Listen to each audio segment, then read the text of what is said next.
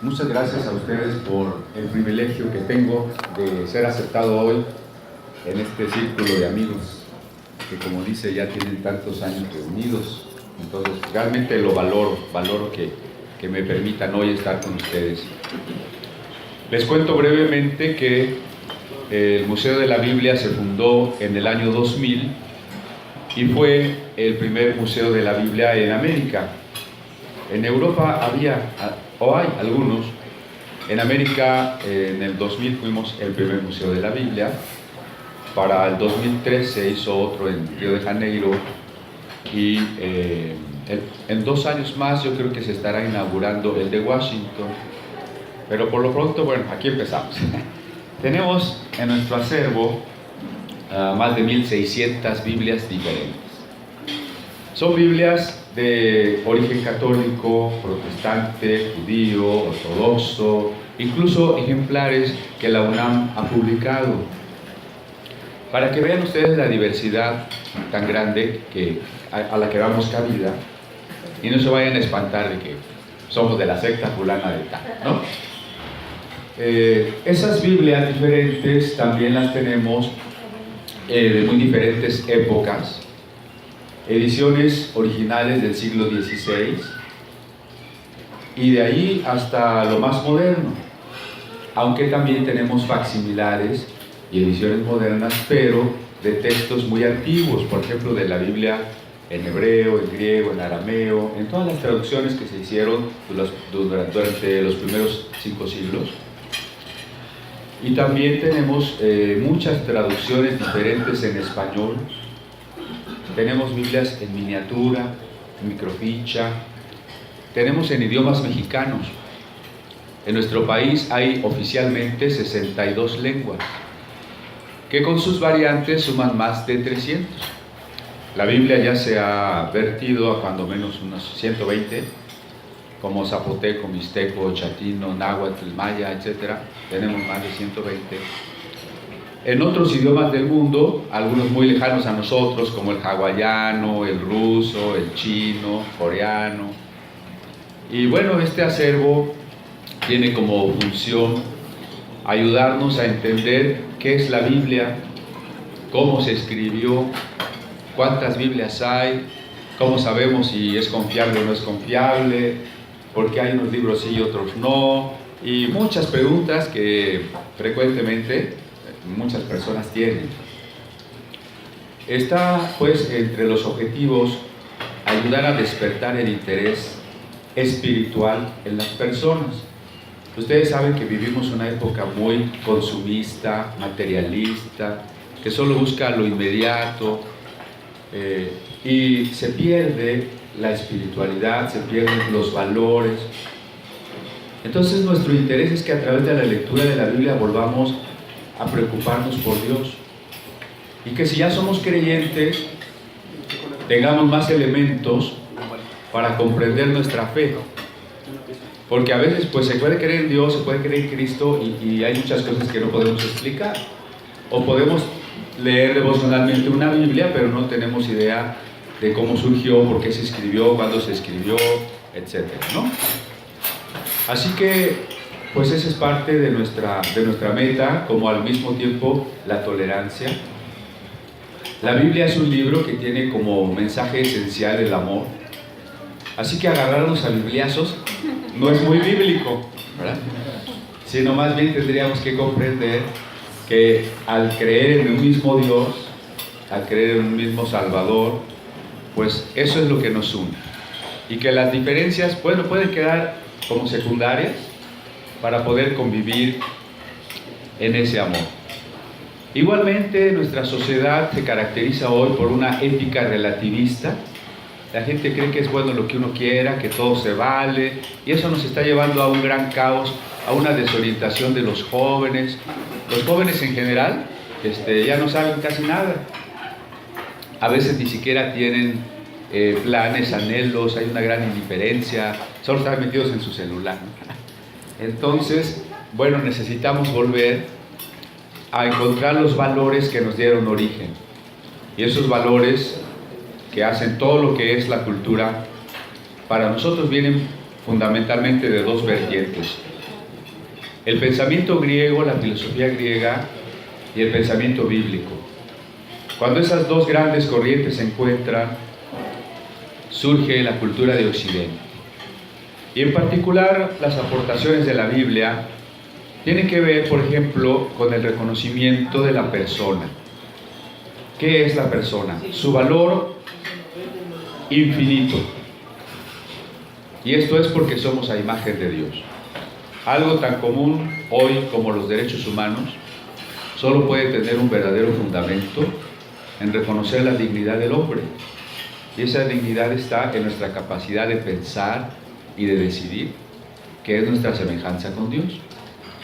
El valor o la igualdad de todas las personas es un concepto cristiano, porque desde el momento en que Dios nos hizo a todos a su imagen y Cristo murió por todos de la misma forma, entonces todos valemos lo mismo.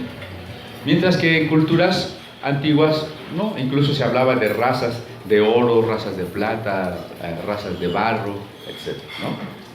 Bueno, cosas como esas y todo lo que ha significado el origen y el desarrollo de la filosofía, del arte, del derecho, de la religión y de la ciencia, tiene raíces bíblicas.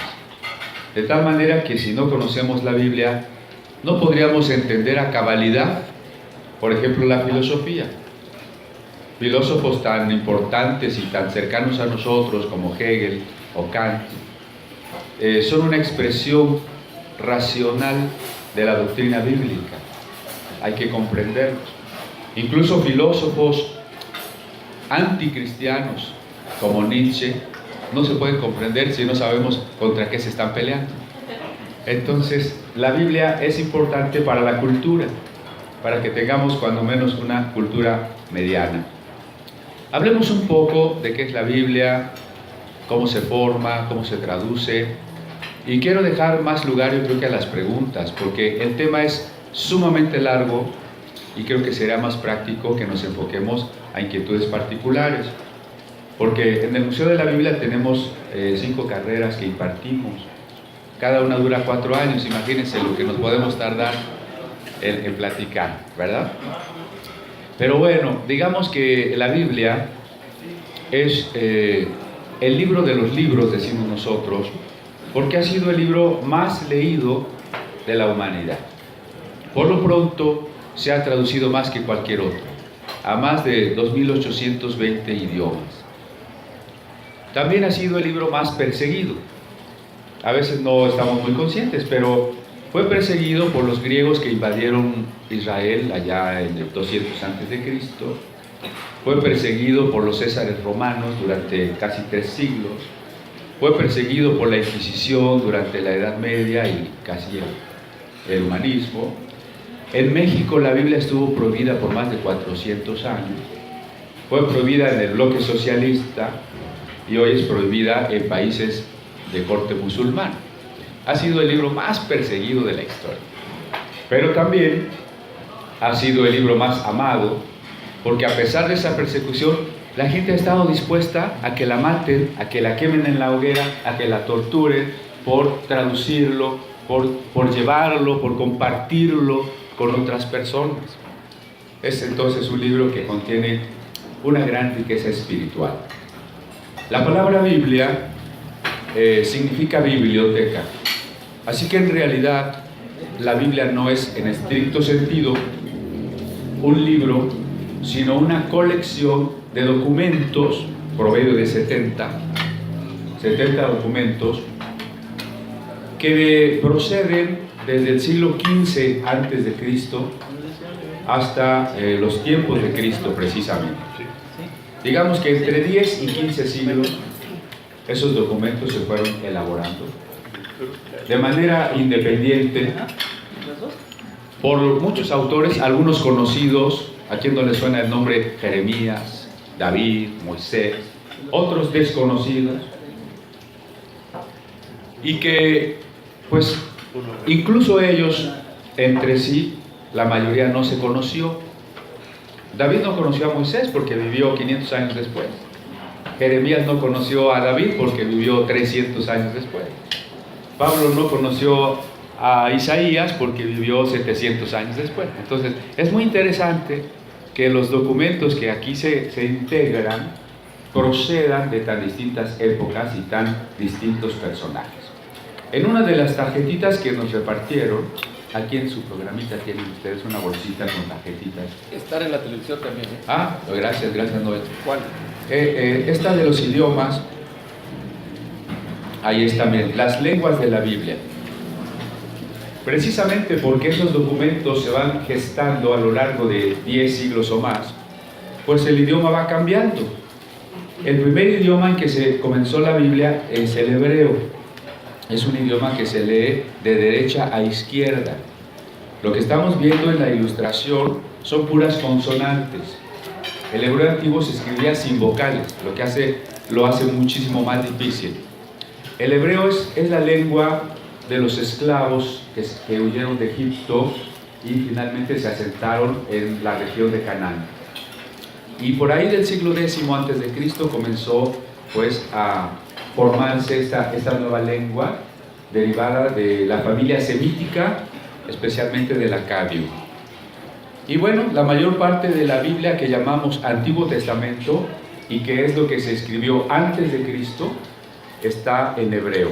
Sin embargo, en el último periodo antes de Cristo, los hebreos fueron dominados por los persas, quienes les impusieron otro idioma, el arameo, que es primo hermano del hebreo, por cierto, pero es un poco diferente también. Ahí nuestra segunda ilustración es el arameo siríaco, que estamos viendo para ciertas secciones, pocas, del Antiguo Testamento. Sería el idioma que habló Jesús y sus discípulos, ¿no? Sin embargo, Jesús nace bajo el Imperio Romano, pero el Imperio Romano había sido conquistado culturalmente por los vencidos, es decir, por los griegos. Así que aunque dominaban los romanos, el lenguaje comercial, diplomático, incluso filosófico, seguía siendo el griego. Cuando los apóstoles ven la necesidad, entre 30 y 60 años después de la muerte de Jesús, ven la necesidad de poner por escrito lo que había sucedido, porque pues ellos ven, nos vamos a morir. Ahora hay muchos cristianos más que antes, es importante escribir. Ellos escribieron en la lengua universal, como hoy podría ser el inglés, ¿no? Si usted va a China, aunque no hable chino, lo entienden en inglés. Entonces así era el griego. Por eso la parte de la Biblia que se escribe después de Cristo, llamada Nuevo Testamento, se escribe en el griego común, el griego de la época. La lengua quini se dice en griego. Así que la Biblia pues está escrita en 3 idiomas a lo largo de más de 10 siglos por más de 100 autores, de los cuales muchos no conocemos. ¿Cuál sería el tema entonces de una compilación tan diversa? Podríamos decir desde una definición más sociológica que la Biblia es el registro de cómo un pueblo fue evolucionando en su concepto de Dios. Primero, su concepto era un tanto cuanto primitivo. Había un Dios regional que era más poderoso que los otros dioses. Era un Dios al que había que matarle borregos y vacas y ese tipo de cosas. Era un Dios que además nos apoyaba en las batallas y nos mandaba a matar al vecino. Pero cómo fue evolucionando ese entendimiento de Dios, lo vemos por ejemplo en los grandes profetas del siglo VIII, que se llamaron Amós, Oseas, Isaías, Jeremías. Ellos dicen, a Dios no le interesan los sacrificios, ni las fiestas, los días sagrados, los lugares sagrados, eso no tiene la menor importancia. A Dios le interesa la misericordia, la humildad, la justicia social, el amor. Y ellos apuntan ya entonces a la idea de que Dios quiere establecer su reino entre los hombres. No un reino que está más allá de las estrellas, sino un reino en donde los hombres amen de tal manera a Dios que podamos vivir en paz. Y para ello empiezan a predecir la llegada de un personaje al que podemos llamar el Mesías. Ese personaje va a ser la figura central de todo el texto que llamamos Biblia. La interpretación de ese texto sigue ciertas reglas de una ciencia que llamamos la hermenéutica. Digamos que el elemento clave de la hermenéutica es comprender que el Mesías es el personaje central y que en torno a él debemos entender los mensajes de la Biblia. Tiempo después nace un personaje llamado Jesús, que comienza a predicar y que anuncia la llegada ya en ese momento del reino de Dios. Tanto él como sus discípulos asumen para Jesús los títulos que los profetas habían dicho: Hijo de David, Mesías, Hijo del Hombre, Siervo de Yahvé. Y bueno, este personaje llamado Jesús, el carpintero de Nazaret, finalmente hace una interpretación muy distinta a la del judaísmo oficial. Porque el judaísmo oficial pensaba que Dios estaba enojado con los pecadores y los rechazaba. Y Jesús dice: no, Dios es como un padre. Aun cuando el hijo se va de la casa, y todos sabemos la parábola, ¿no?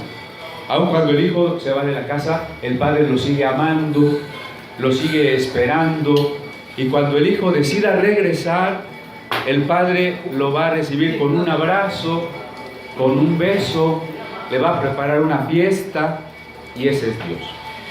A los líderes religiosos no les gusta eso y se vuelven enemigos de Jesús hasta que finalmente logran matar. La proclamación de los seguidores que da origen al cristianismo, el centro de su testimonio, de su fe, es que ese Jesús que murió en la cruz para demostrarnos cuánto nos ama Dios, había resucitado. Y que la resurrección de Jesús es el hecho que nos garantiza que un día la creación toda y la humanidad toda va a poder experimentar una nueva creación, una vida perenne, eterna, sin muerte, sin maldad, sin dolor. Grosso modo, he contado el argumento de la Biblia, ¿no? Entonces, pues, la Biblia, les digo yo también, es una carta de amor del Creador para los seres humanos.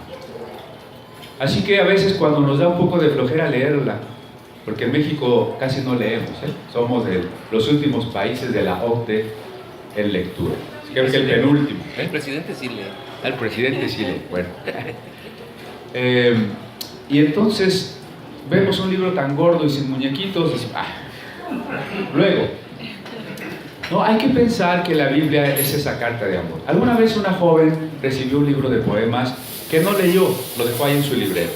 Pero un día en una reunión conoció a un joven, se enamoró y se enteró que era el autor de ese libro. ¿Qué creen que hizo ese día al llegar a su casa? Se lo devoró, ¿verdad?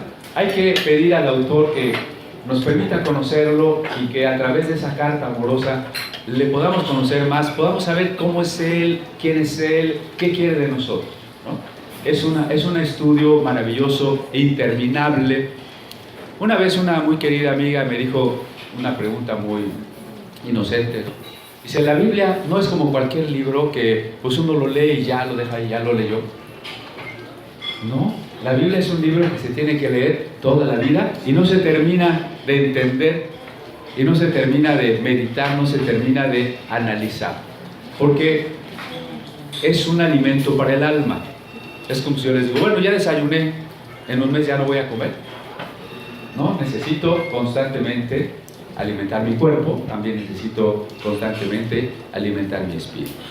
Para los creyentes, que son cuando menos más de la cuarta parte de la humanidad, los creyentes en la Biblia, me refiero a judíos, cristianos de las diferentes ramas, ortodoxa, católica, protestante, iglesias orientales, e incluso para muchos musulmanes, la Biblia es un libro sagrado. Así que lo consideran la palabra de Dios. Siendo pues la palabra de Dios, sin embargo también tendríamos que completar diciendo que es una palabra de Dios en palabras humanas. Las palabras son humanas, porque estamos viendo allí que los lenguajes eran nada menos que humanos, ¿verdad?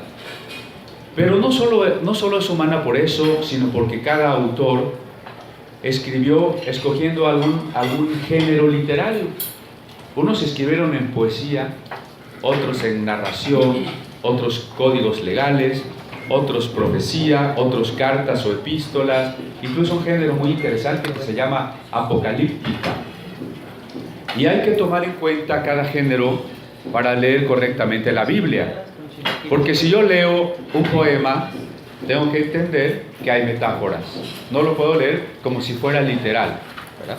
¿Qué tal si yo digo, bueno, es que este teléfono, que ni es mío, este teléfono me costó un ojo de la cara?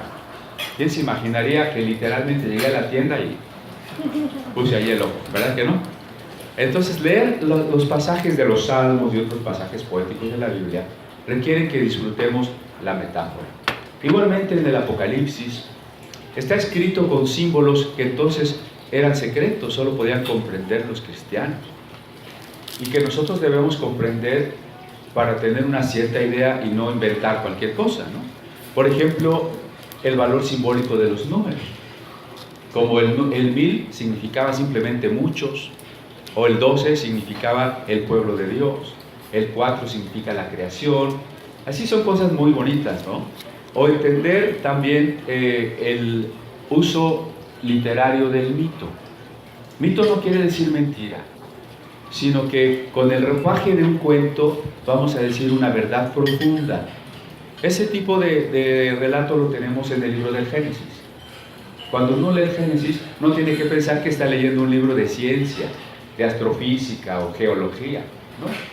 Está leyendo una especie de cuento que no es mentira, sino que nos ilustra de una manera bella verdades mucho más profundas que las que la misma ciencia nos podría decir. ¿Por qué? Porque la ciencia tiene su lugar y es la mejor manera de interpretar el mundo, pero no tiene un sentido último de la existencia. Si por ejemplo usted estuviera muy triste por la muerte de alguien o por un problema muy grande y usted necesita fortaleza y consuelo, ¿qué dice? Voy a leer un libro de biología. Aquí dice que hay plantas fanerógamas y plantas criptógamas. Ya me siento mejor. ¿Verdad que no? La ciencia no sirve para eso. En cambio, la Biblia sí es un mensaje del sentido último de la existencia, de cómo encontramos la fe y la fuerza en el momento en que el amor de Dios nos embarga. Eso es importante, que sea el amor de Dios el que nos embarga, porque frente a un mosaico de diversidad religiosa tan amplio, a veces nos preguntamos, ¿y por dónde? No se trata de decir yo tengo la verdad, se trata de dejar que la verdad nos posea. ¿Y cómo voy a saber que la verdad nos posee? Porque la evidencia de la verdad es el amor. Decíamos entonces, en la Biblia hay muchos géneros literarios, porque está en palabras humanas, y refleja también la cultura de la época. Vamos a ver, por ejemplo,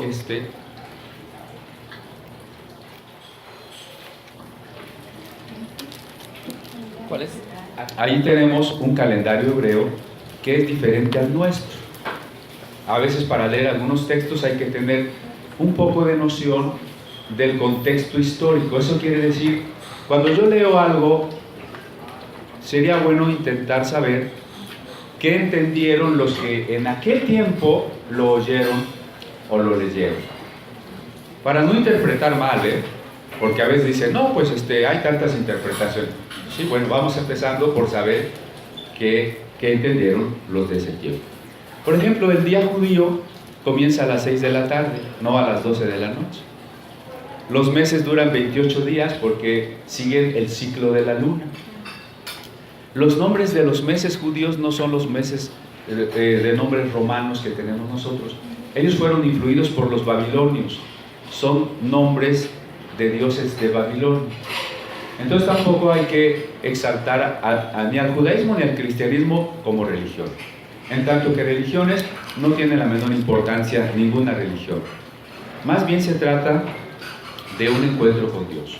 Porque la religión es algo que el hombre hace.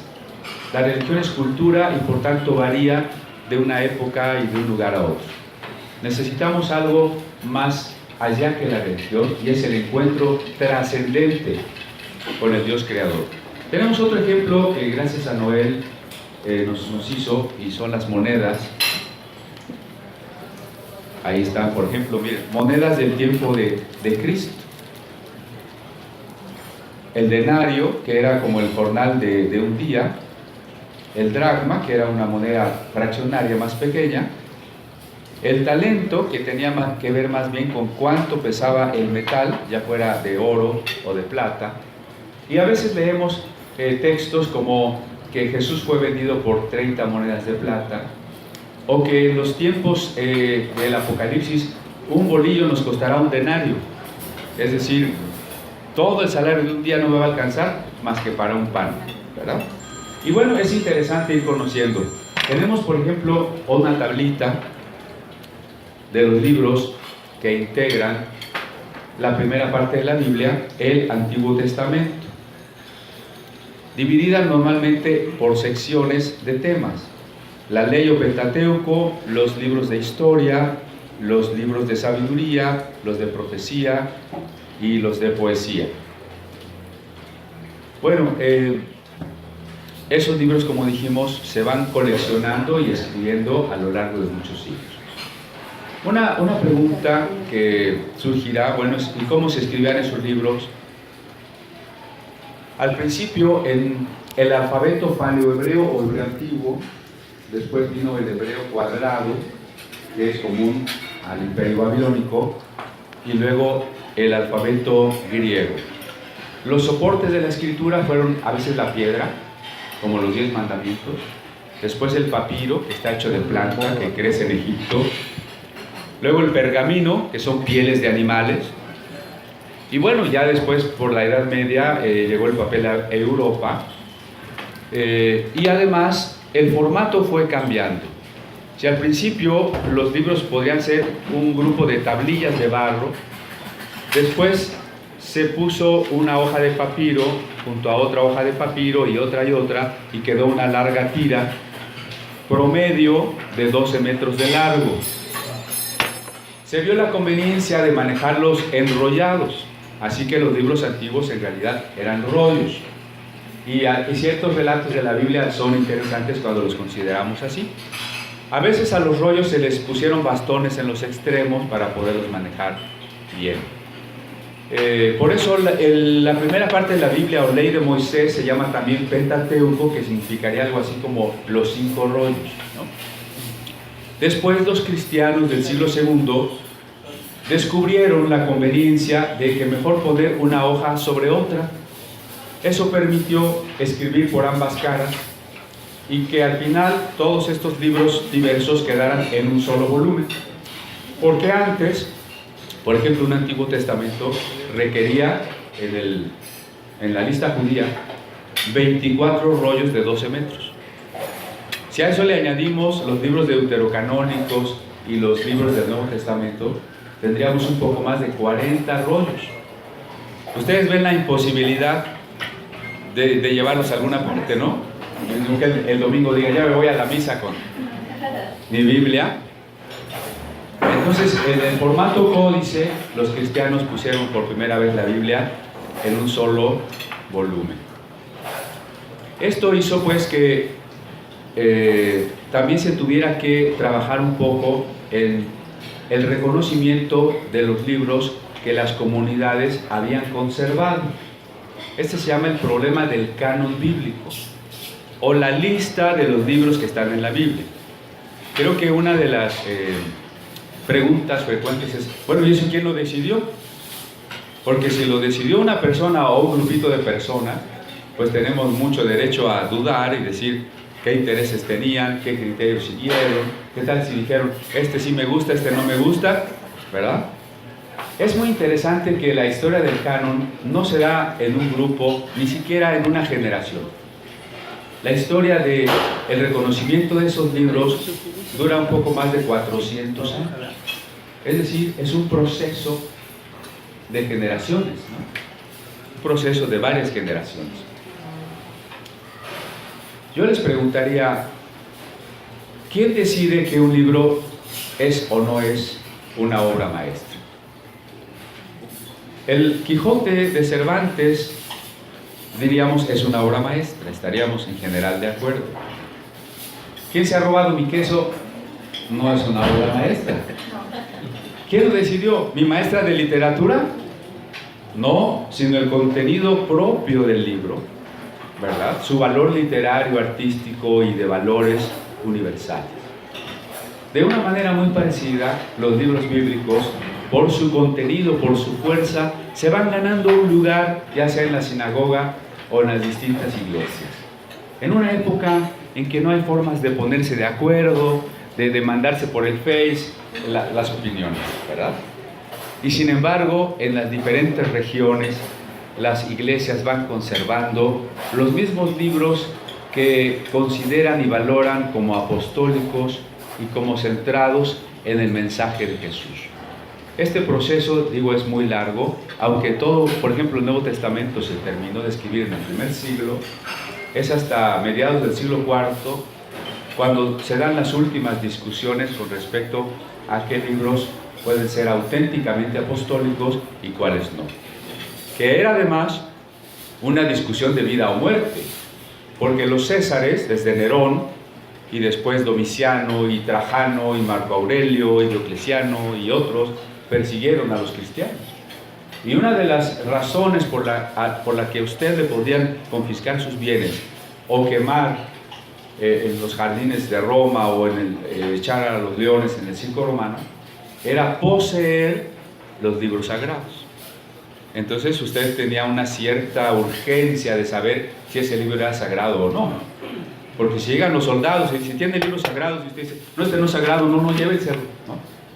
Pero si es sagrado, entonces usted tenía la obligación de decir, antes que entregarlo, entrego mi vida. Entonces era una cuestión también de vida o muerte. Bueno, así pues, sin embargo, quedaron ciertos libros discutidos. Por ejemplo, del Antiguo Testamento, a veces hay la inquietud. ¿Tu Biblia es protestante o es católica? Porque parece que a la protestante le faltan, diría un católico, le quitaron. Y al revés, un protestante diría de la Biblia católica, le añadieron. No es así de que le quitaron o le añadieron.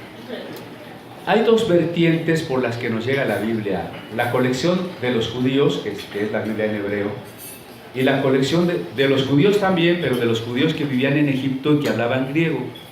Nos llega la Biblia en griego, en hebreo y en griego. La Biblia en hebreo nos llega con un canon corto, y la Biblia del lado griego nos llega con 7 libros más. 7 libros que no sabemos si en esa época se consideraban divinos o no. El chiste es que se conservaron. Para el siglo XVI, la discusión se volvió más álgida, porque Martín Lutero, interesado en que cada creyente leyera directamente su Biblia, fue de la misma opinión que había sido San Jerónimo en el siglo IV, de que esos 7 libros eran buenos libros, pero no eran palabra de Dios.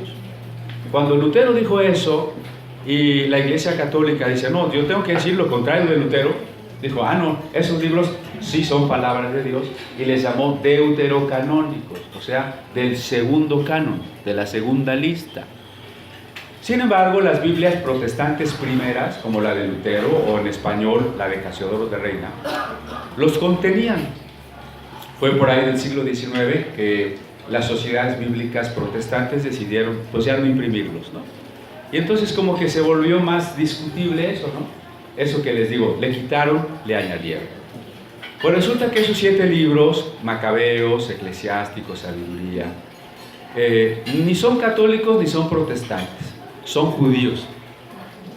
Y son de historia y son de sabiduría. Y que lo que podríamos concluir es que son buenos libros.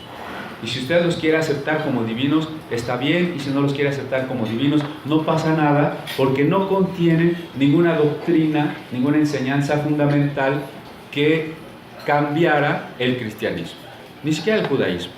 Entonces, pues en realidad es una discusión un tanto cuanto secundaria, ¿no? Pero también hubo, pues muchos otros libros, tanto del Antiguo como del Nuevo, que llamamos apócrifos. Por ejemplo, del Antiguo Testamento tenemos el libro de Enoc, el libro de los Jubileos, un Apocalipsis de Esdras, un Testamento de Adán y Eva y cosas así. Y del Nuevo Testamento tenemos un evangelio de Judas, un evangelio de Tomás, un evangelio de María Magdalena, unos hechos de Pablo y Tecla, un apocalipsis de Pedro, etc. No son libros ni prohibidos, ni tampoco inconseguibles.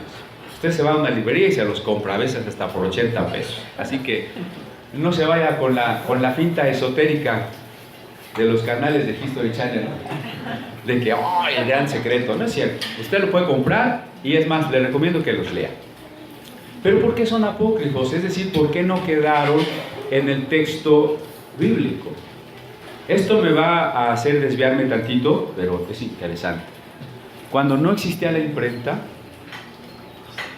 la gente no tenía Biblias en su casa, porque el proceso era muy caro y muy difícil. Decíamos hace rato que una Biblia tendría más de 40 rollos, ¿se acuerda? Ahora bien, para tener una tira de 12 metros de largo de piel de oveja, tal vez le alcance con una oveja o dos, ¿no es cierto? Y si necesita 40 rollos, ¿a cuántas ovejas se tiene que hacer barbacoa? Es todo un rebaño el que necesitamos para tener una Biblia, ¿no? Eso es carísimo. Segundo, pues el escribano, el copista profesional, necesita un sueldo profesional. Y se va a tardar entre 5 y 10 años en hacerme una copia. ¿Quién tiene ese dinero y quién puede esperar todos esos años? Entonces, era muy difícil tener una Biblia. Así que las pocas Biblias que existían estaban en las sinagogas o iglesias que tuviesen recursos. De tal manera que los creyentes, los feligreses, iban a la iglesia sobre todo a escuchar. Sí se cantaba, sí se oraba, pero la actividad central era escuchar la lectura de las Escrituras. Y así entendemos, por ejemplo, un salmo, como el Salmo 1, que dice, bienaventurado o feliz, por ahí tenemos las bienaventuranzas de Jesús, ¿verdad? Feliz el hombre o la mujer que medita en la ley de Dios de día y de noche. Fíjese que meditar en el hebreo viene de la misma raíz que rumiar. Ayer fui a algunos lugares cerca de Jalapa y veía yo las vaquitas, ¿no? Yo vivo en la ciudad horrenda. A mí me gustaría vivir en el campo y tener una vaquita. Entonces yo las veía así con tantas ganas de tener una vaquita. Y estaba rumiando, ¿no? Porque se arranca la hierba y casi la traga entera, pero luego la regurgita y la pasa a un segundo estómago y luego un tercero y un cuarto estómago. Eso es rumiar. Y entonces meditar es eso. El judío iba el sábado o el cristiano el domingo, oía la escritura, se la llevaba en su memoria y durante la semana la tenía que rumiar para digerirla, para entenderla, para permitir que cambiara su pensamiento, su corazón, su vida. Así que la Biblia se escuchaba. Por eso el Apocalipsis comienza diciendo, bienaventurado el que lee y los que oyen. Esto entonces hace que los libros considerados divinos también se llamaran libros de lectura pública, porque esos eran los que había que leerle a los creyentes. Mientras que los libros que no se consideraban divinos se llamaban de lectura privada, porque si los leyéramos indistintamente, pues el creyente se iba a confundir, ¿no? Y en la semana iba a decir, ¿esto estaba en el inspirado o en el que no estaba inspirado?, ¿no? Entonces, los aceptados eran de lectura pública y los otros eran de lectura privada. Por eso la palabra apócrifo, en su raíz más bien quiere decir escondido. Pero no escondido porque fuera malo, sino porque no era de lectura pública. Ese es todo el origen de la palabra apócrifo. Sin embargo, aquí viene la otra cuestión. Cuando los judíos consideraron que propiamente lo que Dios había dicho ya estaba completo, es en el tiempo de su regreso del cautiverio en Babilonia, estamos hablando del siglo IV a.C., o cuando muere el último de los apóstoles, que es Juan, quizá el escritor del Apocalipsis, ya no hay apóstoles, judíos o cristianos consideran pues que se ha terminado el mensaje por escrito y que se trata ahora de transmitirlo, de entenderlo, de enseñarlo, pero que ya no hay nada más que añadir. Sin embargo, en ese momento hay ciertos grupos que tal vez no estén tan de acuerdo y van a seguir haciendo producción literaria. Esto es el judaísmo anterior a Cristo. En las sectas, secta quiere decir un grupo que se separa, no quiere decir nada malo, simplemente es un grupo que se separa,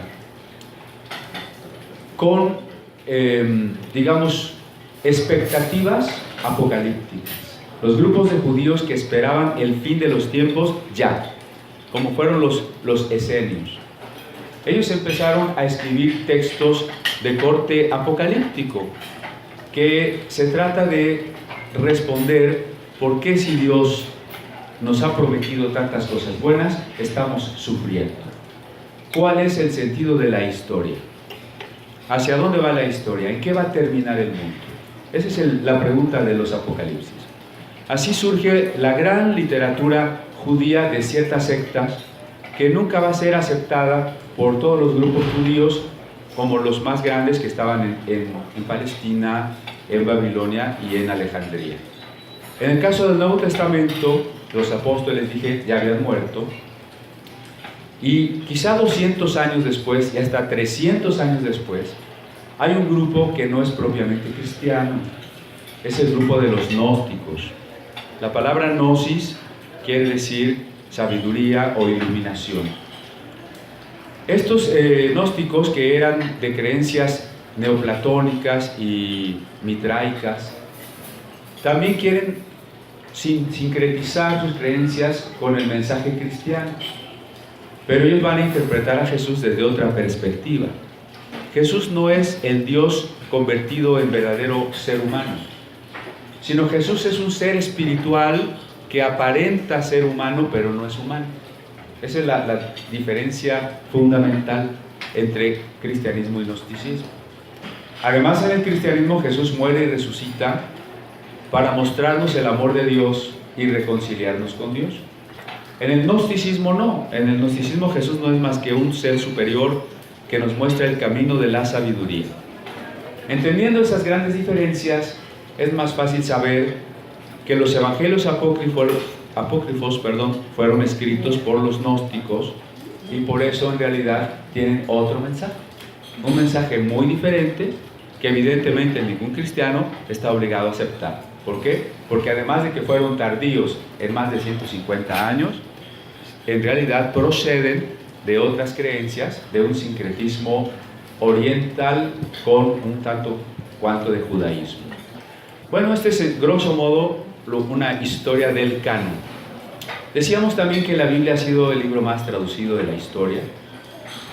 Fue traducido en un principio con el deseo de que todos conocieran la palabra de Dios. Así se tradujo del hebreo al griego, se tradujo al siriaco, al árabe, al copto, al armenio, al abuelito del ruso que fue el georgiano, al abuelito del alemán que fue el gótico y sobre todo al latín. La gran traducción que dominó toda la Edad Media fue la traducción que hizo San Jerónimo al latín y se llamó la Vulgata Latina. Con el tiempo la Iglesia Católica Romana la adoptó como su Biblia oficial, como la más importante, mientras que la Iglesia Ortodoxa en el Oriente se quedó con la Biblia griega, que según la leyenda habían traducido 70 rabinos allá en Alejandría, y esto fue en el siglo II a.C. Sin embargo, en la Edad Media tardía, la Iglesia en general se pronunció porque el pueblo no leyera la Biblia. Digo en general, porque no fue siempre así. Por ejemplo, en Castilla, Alfonso X el Sabio hizo la traducción de la Biblia que conocemos como la Biblia alfonsina. Y en Francia, la reina Blanca de Castilla preparó una edición lujosísima para su hijo, el rey Luis IX de Francia, que posteriormente fue el rey San Luis. Hemos traído algunas páginas nada más, unos folios de la Biblia de San Luis. Es el libro más bello de la historia, no solo de las Biblias, sino de todos los libros. porque son 3 volúmenes de gran formato. Bueno, ahí están en su mica, pues no les digo que los saquemos porque los llenamos de dedos, pero si gusta pasarlo aquí que tienen micas, váyanlos pasando, váyanlos viendo con detenimiento. La Biblia está formada por 5,000 medallones como los que estamos viendo allí. 5,000 medallones que tienen texto bíblico y aplicación moralizada,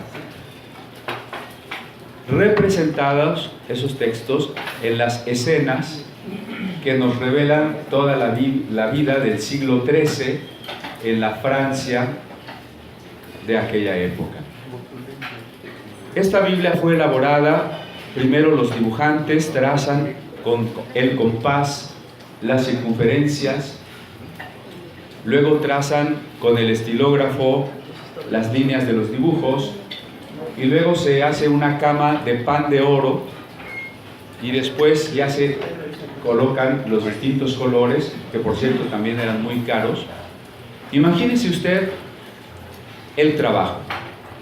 Hoy es difícil porque uno se sienta en la computadora y hacer un texto es rapidísimo, pero no así cuando hay que dibujar márgenes, renglones, letra por letra, y cuando esos dibujos que tienen detalles tan pequeñitos fueron hechos en número de 5,000, y están los personajes, están los símbolos, está la reproducción de las escenas bíblicas.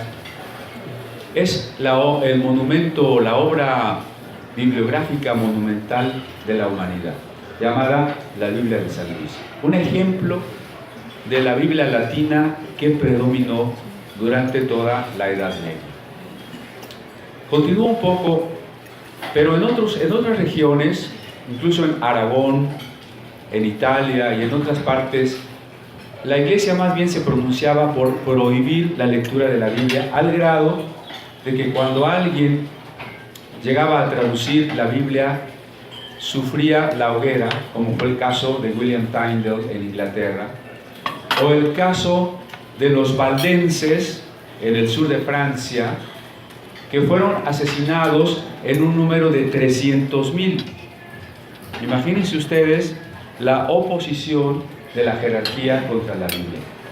Es en ese contexto que surge la Reforma del siglo XVI y que tiene una principal preocupación: traducir las Biblias a los idiomas modernos para que cada creyente pueda leer su Biblia. Y es en esa época que entonces ya tenemos la Biblia en alemán, en holandés, en inglés, en español, italiano, portugués. Decía yo que nuestro país es un ejemplo de cómo desde el siglo XVI hasta los años 60 del siglo pasado la Biblia no estuvo permitida. Es más, ni siquiera hubo Biblias en México hasta 1827, cuando llegó el primer cargamento de Biblias precisamente al puerto de Veracruz. La primera agencia bíblica de México estuvo en la ciudad de Orizaba en ese año. Pero no crean que todo el mundo la pudo leer, ni que había permiso para leerla. Fue en el Concilio Vaticano II, 1964, cuando la Iglesia ya promovió la traducción de la Biblia y la promoción de la lectura de la Biblia. Hace poquito. Algunos de nosotros todavía vivimos la misa en latín, ¿no? Todavía vivimos que alguna tía nos dijera: no puedes leer la Biblia porque te vuelves loco, ¿verdad? O dame esa Biblia, la vamos a quemar, ¿sí? Esto es muy reciente. De ahí que nuestro país casi no tenga cultura bíblica y que pues de repente todavía nos espante. Pero la lectura de la Biblia es muy importante, y por ahí comenzamos, para recuperar los valores de una sociedad que se deshace.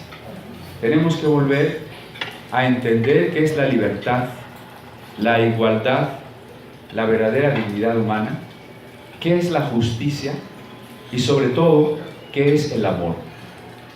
El amor no es un sentimiento caprichoso, no es una emoción bonita. De acuerdo con la Biblia, el amor es una decisión. Uno tiene el poder de decidir amar. Y es la decisión de entregar nuestro ser. Amar no es solamente sentir necesidad de que la muchacha no me olvide.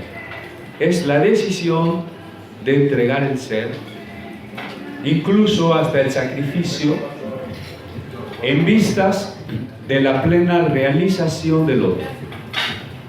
Mi deseo es que el otro no solo sea feliz, no solo esté conmigo, sino que como ser humano se realice, es decir, llegue a su plenitud conforme a la naturaleza, al diseño que debe alcanzar un ser humano pleno.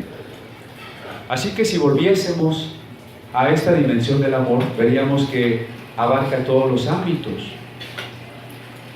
Desde el ámbito de la familia, las relaciones con el prójimo, la política, hasta la ciencia. Cuando la ciencia trató de ser neutra, terminó haciendo una bomba atómica. La ciencia no puede estar aparte de los valores. Imagínense que podríamos decir, hago ciencia con amor porque amo la creación y porque amo al ser humano para el cual hago la ciencia. ¿No sería importante? Hago política con amor, no porque soy un melcochoso que le dice al malvado, ay, por favor, hijito, pórtate bien, sino porque gobierno realmente para servir y proteger al ciudadano. Porque aplico la justicia en vistas del bienestar de la mayoría. Eso sería cuando el amor invade todos los ámbitos del ser. Y puesto que el texto que por primera vez en la historia de la humanidad nos dejó claro que Dios es amor, que Jesús vino a mostrarnos el amor y que el carácter del cristiano debe de ser la madurez en el amor, pues es el texto más importante en ese tema. Es el texto que nos ha revelado cuál es la razón de la existencia del ser humano. Voy a dejar tiempo, si es que hay todavía, para las preguntas que pudiera haber. Gracias por la paciencia que me han tenido.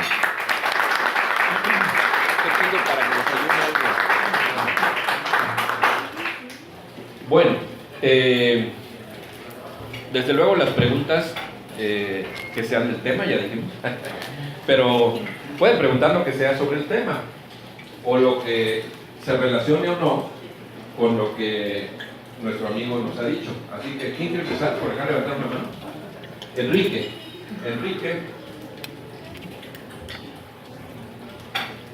Felicidades. Muchas gracias. ¿Hay un original de los 10 mandamientos? Bueno, no, realmente. De hecho, no tenemos originales de la Biblia. Gracias por la pregunta, es muy relevante. No tenemos originales de la Biblia. Es decir, ese papiro donde haya sido, encontramos la letra pues del puño de San Pablo, no lo tenemos. O ese papiro de Jeremías, que fue donde él directamente escribió, no lo tenemos. Menos los 10 mandamientos, porque esos de ese nos separan cuando menos 3.500 años, ¿no?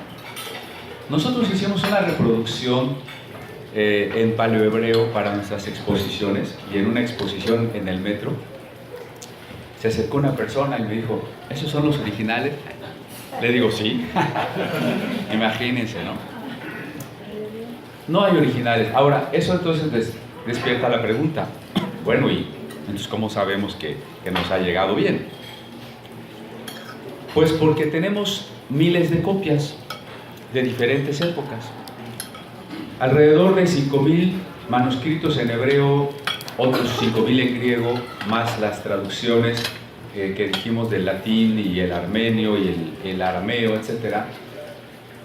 Tenemos alrededor de 30.000 manuscritos bíblicos.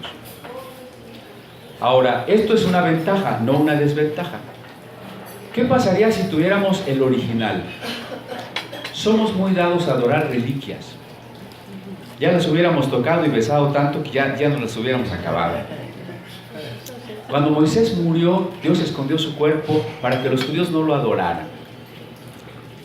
Vamos a decir que Dios escondió la Biblia original para que no la adoren. No importa el objeto, ni siquiera la letra como tal, sino el espíritu del texto, el mensaje, la intencionalidad del texto. Ahora, si hubiera una Biblia original, lo cual de por sí ya sería un problema, porque acuérdense que es una compilación de más de 1000 años.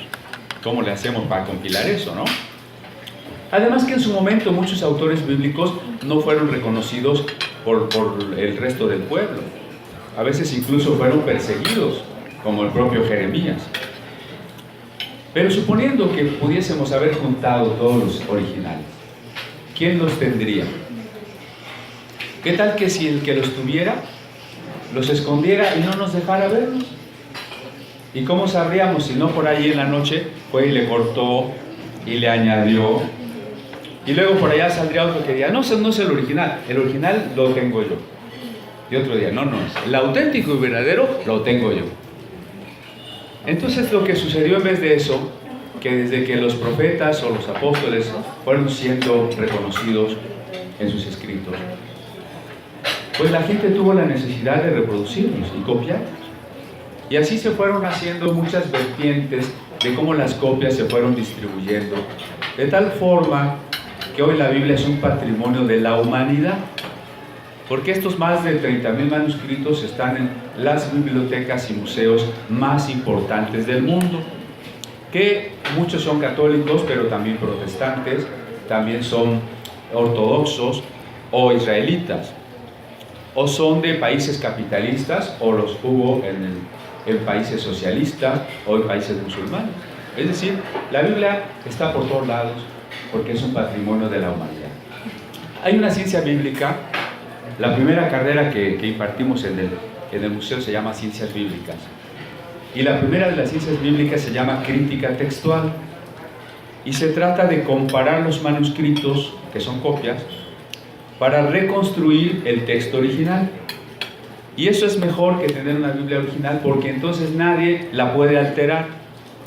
Ha habido intentos, pero entonces uno toma ese fraude y dice, a ver, esta Biblia dice tal cosa, ¿en qué manuscrito está eso? No, pues en ninguno. Entonces este es un fraude, ¿verdad? Oye, ¿y esto dónde está? Ah, pues esto está en el Códice Vaticano, en el Sinaítico, en el Papiro 120, en la cita de los padres como Orígenes, en la traducción siriaca o en la Vulgata. Ah, pues entonces esto sí está. Y entonces es una ciencia muy bonita, muy difícil también, pero que garantiza la fidelidad de la transmisión del texto bíblico. Bien, ya no vamos a pasar el micrófono, haga su pregunta, creo que se escucha muy bien. Cuauhtémoc. Para quitarle la palabra, creo que a todos, porque no es una pregunta nada más, simplemente es el concepto que tengo yo de todo esto. Yo esperaba que la práctica suya pudiese ubicar más, porque es una serie de... Desde la prueba, pues poco traté la ética, la psicología, la filosofía, entonces no estoy muy algo a ese tipo de conceptos, ¿no? Pero sí en cuanto a el sentimiento que tiene uno de Dios, lo he percibido, y dadas las informaciones científicas, pues ha llegado más allá de lo que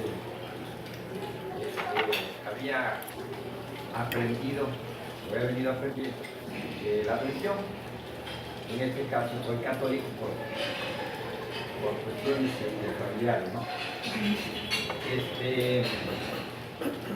Se ha ampliado en el sentido de que para mí Dios es algo inmensamente, mucho más allá de lo que el concepto que me da la religión. La ciencia me da conocimiento de las galaxias, de los universos, de todo eso, y se me hace algo tan extraordinario. O de ver el planeta, ver la naturaleza, el tipo de...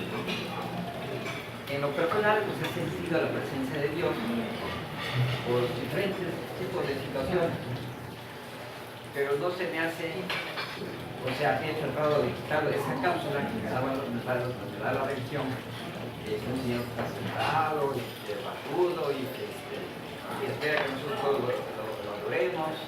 Y cuando entramos, pues vamos a ir a un país donde vamos a estar orando un poquito por el tiempo. Aburrido, ¿no?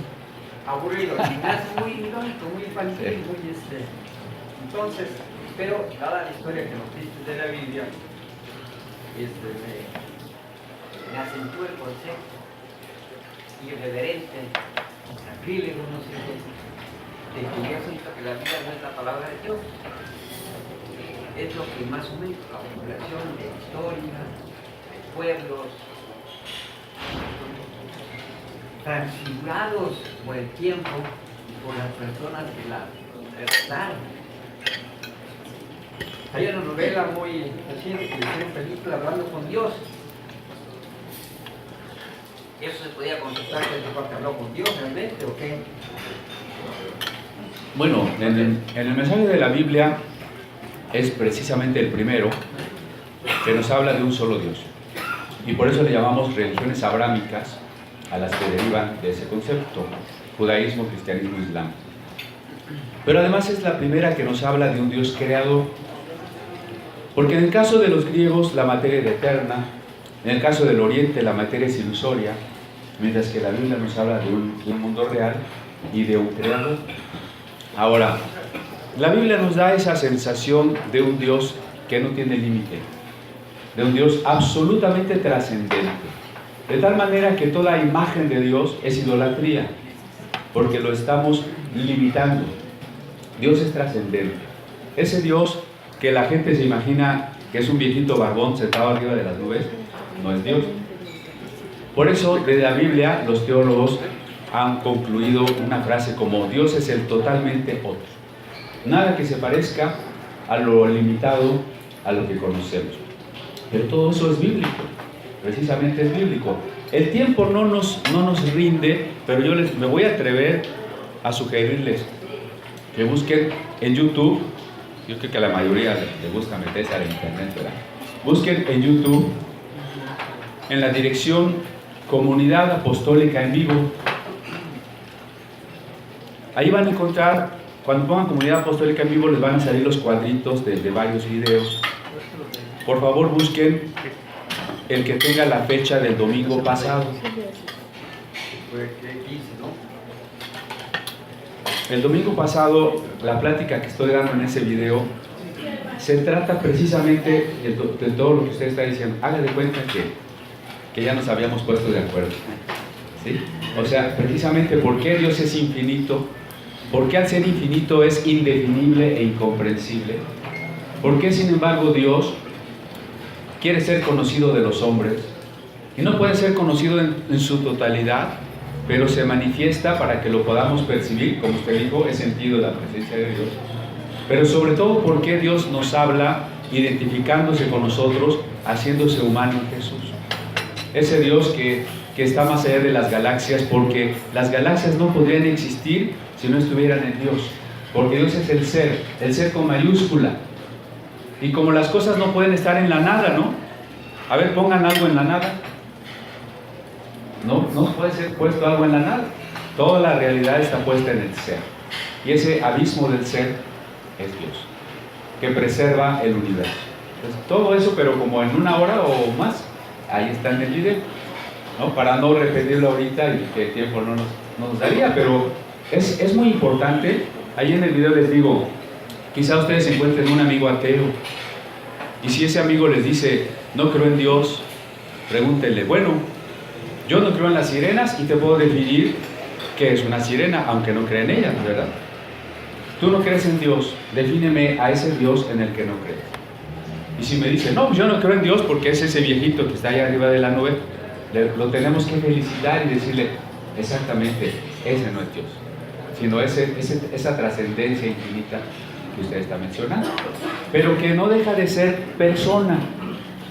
Con la palabra persona no queremos decir que tiene ojos, cabeza, manos, sino que es un ente, para este caso un espíritu, que conoce, que piensa, que decide, pero sobre todo que ama. No concebimos a partir de la Biblia un Dios energía, porque imagínese usted que usted llega a su casa y va a platicar con la energía y se sienta enfrente del foco y le dice, oh, pues fíjate que me fue re mal. No tendría sentido, el foco no lo va a escuchar, la luz que sale del foco no lo conoce a usted. Entonces, Dios, al decir que es persona y no energía, estamos diciendo que es un ente que me conoce, que me escucha, que sabe mis pensamientos, que sobre todas las cosas me ha creado por amor y me ama.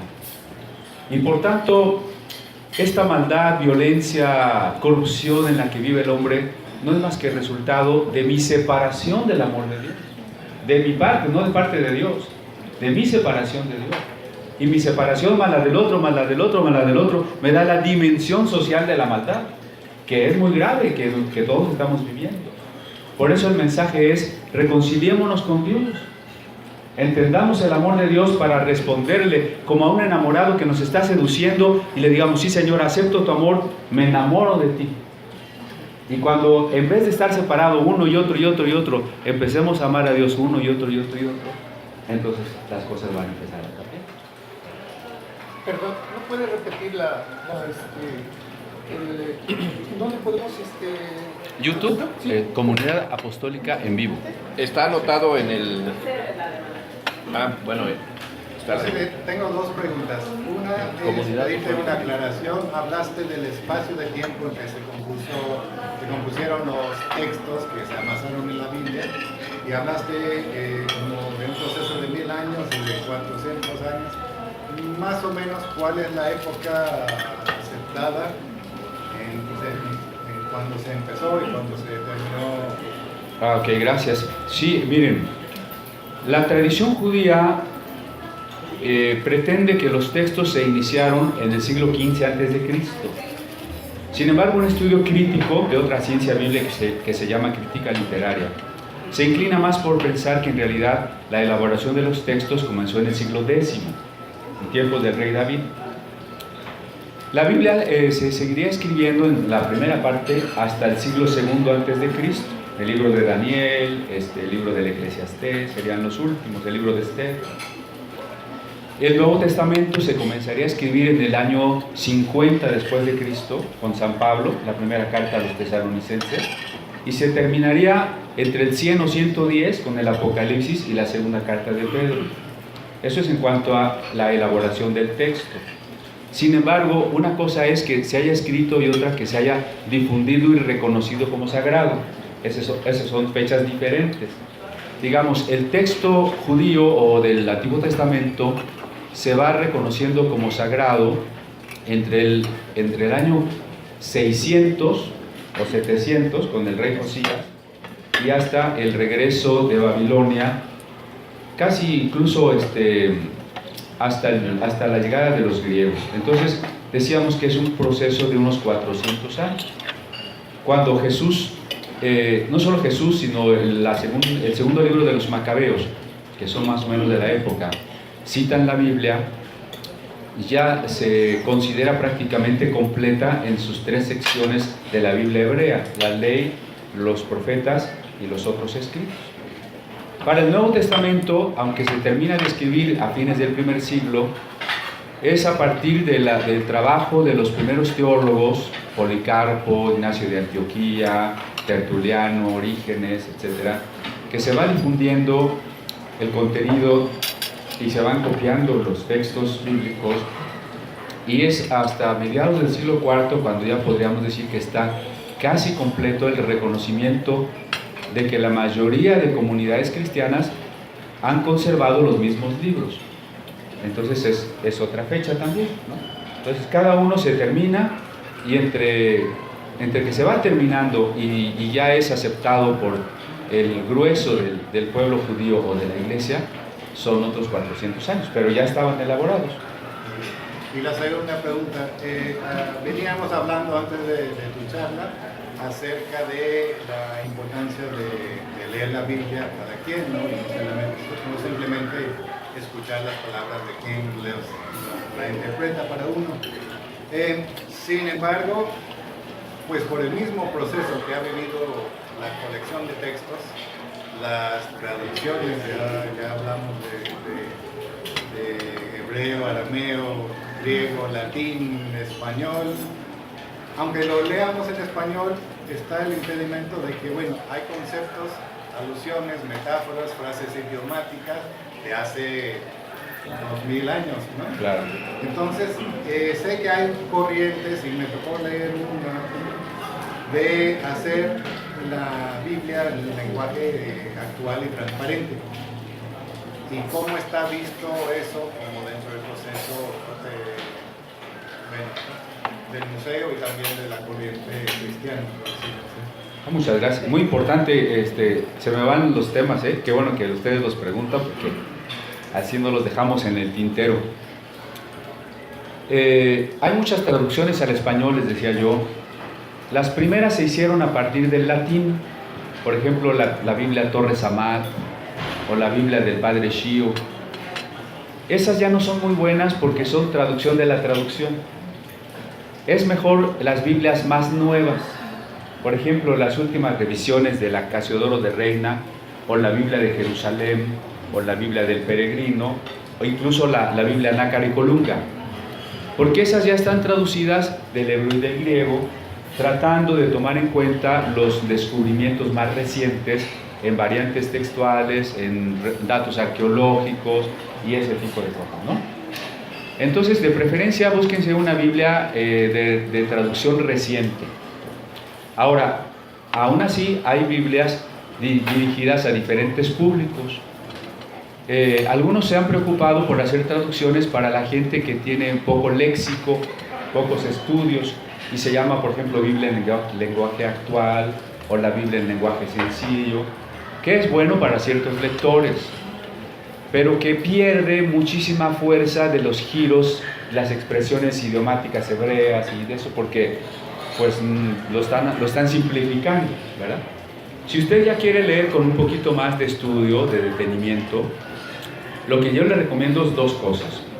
Una, consígase 4 o 5 Biblias, ¿no? O sea, tenga una Reina Valera, las que dije, Jerusalén, la del Peregrino, la Torres Amat, la Nácar Colunga, la Dios habla hoy.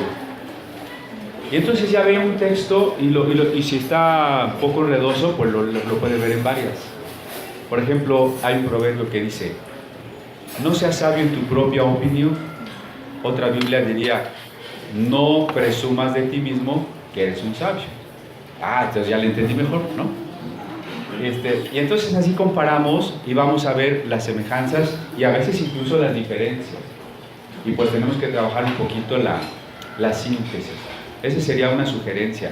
Siempre tener varias a la mano y compararlas. La segunda sugerencia: cómprese cuando menos un librito de ayuda, no de doctrinas, sino de ayuda. Por ejemplo, hay uno que se llama Usos y Costumbres de la Biblia. Y ahí le habla de la ropa, de cómo eran los funerales, las bodas, las monedas, etcétera, ¿no? O un diccionario bíblico. Porque entonces ya va a haber ciertas cosas que yo digo: pues aquí dice que el gasofilacio, ¿qué es eso? ¿No? La concupiscencia, ¿la con quién? ¿Verdad? Entonces, mejor ahí tenemos el diccionario y evidentemente nos ayudaría. Yo creo que sí es muy buena la aportación, ¿verdad? ¿Alguien más? ¿Preguntas? No tengan miedo, ¿eh? Yo tengo una pregunta. La Biblia habla de una vida eterna. Después de la muerte hay vida eterna. ¿Y realmente sí existe la vida eterna? Se relaciona mucho con la pregunta de usted, ¿no? Yo creo que tanto nuestra alma como nuestros genes de alguna manera intuyen que no quisiéramos dejar de serlo. Y que nosotros como cristianos hoy, pero también prácticamente todas las religiones, se han preocupado por qué hay más allá de la muerte. Y esa intuición humana nos dice que algo tiene que haber. A veces hasta miedo nos da, ¿no? ¿Y qué tal si de veras me echan a la olla hirviendo, ¿no? Y es muy válido. El mensaje de la Biblia en ese sentido es doble, ¿no? ¿Qué es la vida eterna? En primer lugar, no es tanto como estar en una nube donde me van a dar una batita blanca, mi aureolita y una arpita per secula seculorum, decíamos, aburridísimo. Mejor me voy al infierno con mis cuates porque ahí va a haber baile, ¿verdad? No, la vida eterna en la Biblia es una relación amorosa. Ese es el verdadero paraíso. ¿Usted alguna vez estuvo enamorado? A lo mejor de su esposo. Y en ese entonces, ¿verdad? Usted decía: la eternidad se me hace corta para amar. Y no importaba el lugar, si era el cine, era el parque, si había dinero o no había dinero. estar juntos era el paraíso. Pues eso es el paraíso. Cuando percibimos de tal manera el amor de Dios que excede a todo deleite, a todo lo más bello que podamos imaginar. Ya Platón lo intuía cuando dice Dios es el supremo bien y la suprema belleza. Esa comunión amorosa que no se va a terminar nunca, sino que yo diría que más bien se va a incrementar siempre. Ese es el quid, la esencia del paraíso, de la vida eterna. Sin embargo, los apóstoles pusieron un énfasis especial en la resurrección de Jesús. Eso querría decir que esa vida eterna no es solo etérea. Esa idea de una salvación solo del alma venía más bien del gnosticismo. El cristianismo y el judaísmo también había propuesto la idea de resurrección del cuerpo. Quiere decir eso que somos seres integrales, que nosotros somos también nuestro cuerpo. Así que usted cuando su hijito tiene hambre no le dice, hijito, tú eres tu alma, así que no te doy la sopa. Tú eres tu alma, así que no te compro zapatos, porque el cuerpo no importa. ¿Verdad que no le dice eso? Su hijito es el cuerpo, ¿no? Usted lo abraza, le da de comer, lo lleva al médico. Somos el cuerpo. Entonces pensemos que cuando Dios hizo el mundo tenía un propósito. Pensemos por ejemplo en los perros. Dios que lo sabe todo y hasta el futuro, ¿no? Ni modo que haya dicho, voy a crear los perros para que sea callejero, lo patee, se muera de hambre y luego lo hagan jabón. No pudo haber dicho eso. Había un diseño en todo lo que existe. Y como el hombre se ha separado de Dios y ha dejado a la creación abandonada a su finitud, pues la creación y el hombre mismo sufren de esa finitud aislada del sustento del ser. De tal forma que lo que Dios ha diseñado no puede dejar de cumplirse. Cuando el diseño de Dios llegue a su cumplimiento, entonces todo lo que existe tendrá que existir como debió haber existido y para lo que debió haber existido. Esa es la doctrina de la resurrección. ¿Puedo hacer una pregunta? Sí. No sé si nada más la religión católica. Bueno, en primer lugar, pues nos disculpamos de haber llegado. Ese es el principio. Pero se habla mucho de la Divina Trinidad. Dios Padre, Dios Hijo y Dios Espíritu Santo. Eso es algo que a mí me ha tenido siempre con esa preocupación. ¿Por qué se habla de la Divina Trinidad y el Espíritu Santo que viene a ser? No, ya me voy. Esa pregunta está muy difícil, ¿verdad? La doctrina de la Trinidad fue como la respuesta de la reflexión filosófica, sobre todo del siglo IV, en relación con ciertas afirmaciones que se encontraban en la Biblia, como por ejemplo que Jesús era el Hijo de Dios, la palabra de Dios, pero que la palabra de Dios también era Dios. Entonces la pregunta es, ¿cómo es a la vez el Hijo y a la vez es Dios? Y entonces, bueno, fue necesario hacer una serie de elucubraciones teológicas para tratar de respondernos algo que evidentemente nos rebasa. Que nos rebasa no quiere decir que sea mentira, ¿no? Porque aún en el ámbito de la física todavía no sabemos a ciencia cierta por qué la luz se comporta como onda o se comporta como partícula. Ambas cosas son contradictorias y todavía no nos lo podemos explicar. Entonces, si no nos podemos explicar eso en algo físico, pues menos con respecto al infinito, ¿no? Entonces, de entrada, pues San Agustín decía que tuvo una visión, que había un niñito en la playa y había hecho un hoyo y le estaba echando agua, y él se acercaba y le decía, niño, ¿qué estás haciendo? Estoy echando el agua del mar en este hoyito. O sea, ¿cómo comprender a Dios, ¿no? Infinito? Nosotros, pues no se puede. Pero hasta donde alcanzamos a atisbar, Dios, que es absolutamente trascendente y sin límite, quiere ser conocido por esas criaturas que Él ha formado, y por tanto, diría un filósofo llamado Hegel, Dios sale de sí mismo, se automanifiesta a través de la palabra. es decir, el dejarse conocer. Como ese dejarse conocer o palabra surge de su interior, la Biblia le llama el Hijo que sale del Padre. Ahora, ese Hijo que sale del Padre actúa hacia la humanidad, pero se hace perceptible, se deja estar presente, no en el sentido del fondo del ser, sino en el sentido de la relación con el ser humano. Porque Dios está en todas partes, hasta en una cantina. Pero en una cantina a lo mejor alguien bien borracho no lo percibe. Pero esa posibilidad de tener intimidad amorosa con Dios se llama el Espíritu Santo. De tal forma que muchos teólogos se han pronunciado por decir que aunque Dios es uno solo en su esencia, es también al mismo tiempo en su unidad una pluralidad, algo así como una familia. Porque hay algunos textos, como en el hebreo, el nombre divino, Elohim. Elohim es un plural. La IM en hebreo es el plural, que se usa con un verbo en singular.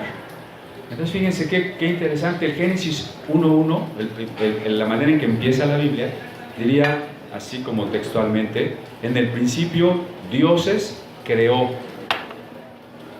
¿No? Hay una pluralidad en la unidad. Obviamente es el Padre quien está creando el mundo, pero dijo Dios, sea la luz, y ahí está la palabra. Por eso San Juan retoma y dice, en el principio era el verbo. Maravillosa frase, ¿no? Que luego Goethe, el literato alemán, retoma en el Fausto y dice, ¿qué quiere decir? En el principio era la palabra. Un texto que Casiodoro de Reina tradujo como el verbo, porque no era solo la palabra, sino la acción. Y entonces así, pues, varios textos nos dicen, el Espíritu se movía sobre las aguas. El verbo hebreo es como la presencia divina que hace la misma acción que hace una gallina acomodando sus huevitos para incubarlos, ¿no? Parecería que desde el relato de la creación, pues hay una manifestación plural de Dios, sin que a la vez haya varios dioses. Eso es lo complicado, por eso lo comparaba yo con la luz. Pero bueno, más allá de que lo podamos comprender o pasar un examen de teología, quizá lo importante será decirle, bueno, Dios, si tú existes, si tú me amas, si el propósito de mi existencia es conocerte, pues ayúdame a conocerte.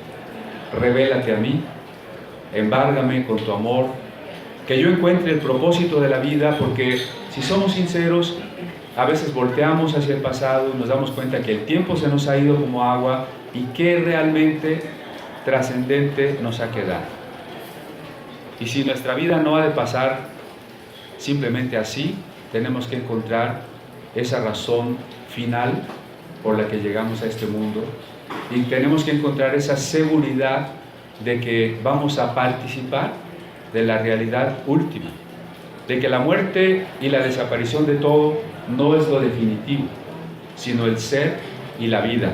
Y nosotros queremos participar de... Gracias. Muchas gracias, Cristian.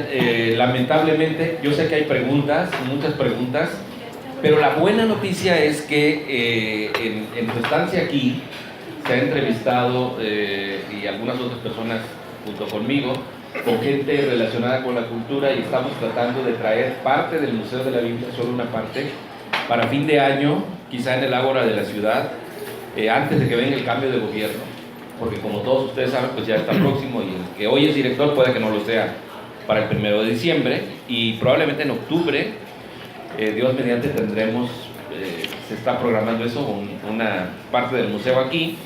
Y si Cristian está acá, podríamos invitarlo otro jueves para seguir hablando.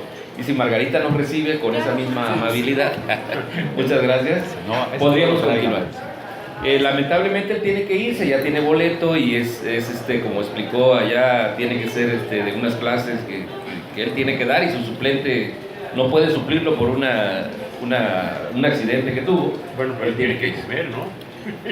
No, ya desayuna poco, esa es la clave de estar como está, ¿verdad, compañeros? ¿Qué pasó? Bueno, entonces agradezco mucho nuevamente, Cristian, la mesa del jueves ampliada esta mañana. Te lo agradece y bueno, nos esperamos la siguiente vez. Y muchas gracias. La mecánica final, yo me voy a... ¿Podemos tomar una foto?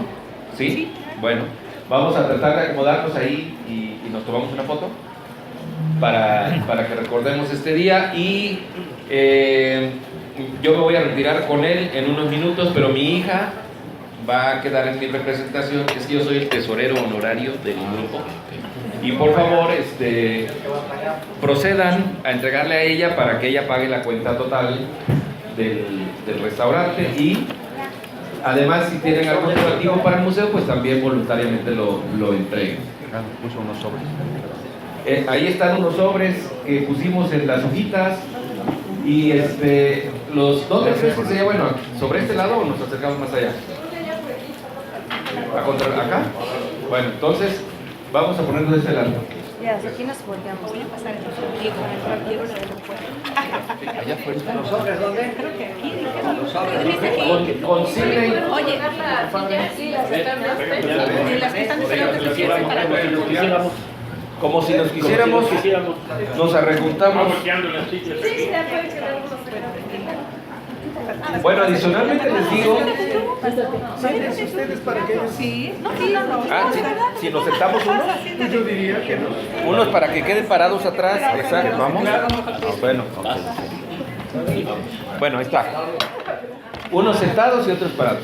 Qué bueno. La mesa del jueves aquí con anfitriones. Me falta por usted. Usted vaya así, ahí está Cortés. Julián. egipcio. Un camarota atrás. Sí. Hay una chiquita. Ya.